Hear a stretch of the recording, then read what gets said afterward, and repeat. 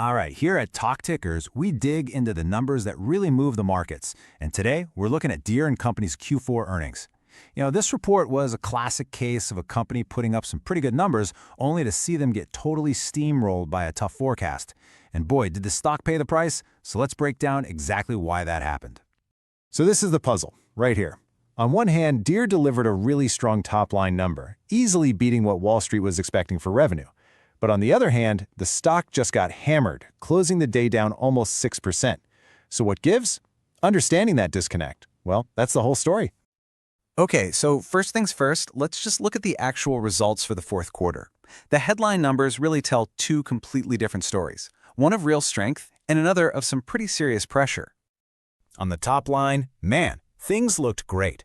Worldwide net sales and revenues jumped 11% compared to last year, hitting $12.39 billion. Now, the Wall Street consensus was sitting around $11.8 billion, so they cleared that bar pretty comfortably. A solid beat, no doubt about it. And as you can see, this wasn't just one division having a lucky quarter. Nope, the growth was everywhere.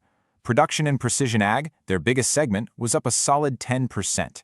Small ag and turf grew 7%, but the real star of the show, construction and forestry, which just surged an incredible 27%. So on the surface, everything looked fantastic. But here's where the narrative starts to shift. Even with all those higher sales, the bottom line, the actual profit, fell by 14%. And the main culprits? Well, it was a combination of higher production costs and, crucially, the growing bite from tariffs. This really squeezed their profitability and gave the market its first little taste of the storm clouds that were gathering. And that brings us to the real story. Because let's be honest, the market rarely trades on what happened yesterday, it trades on what it thinks will happen tomorrow. And Deere's forecast for the next fiscal year, well, that's what really sent the stock tumbling. So management came out with their official guidance for full-year net income. They said they expect it to land somewhere in the range of $4 billion to $4.75 billion. This is the number that mattered most on earnings day. And why did it matter so much? Because this guidance was a massive disappointment.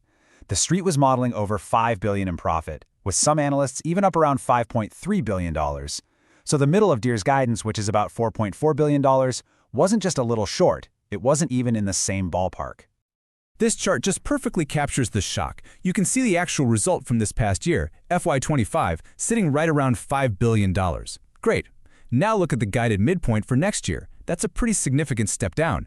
But then compare that to where the analyst consensus was. That huge gap between expectations and reality is basically a giant sell signal for the trading algorithms, and they kicked in hard. Now, management was very clear about the two big drivers behind this weak forecast. First, there's a deep cyclical downturn happening in their main market. They expect demand for big farm equipment in North America to fall another 15 to 20%. And second, a really staggering tariff bill that's set to double from $600 million to a whopping $1.2 billion.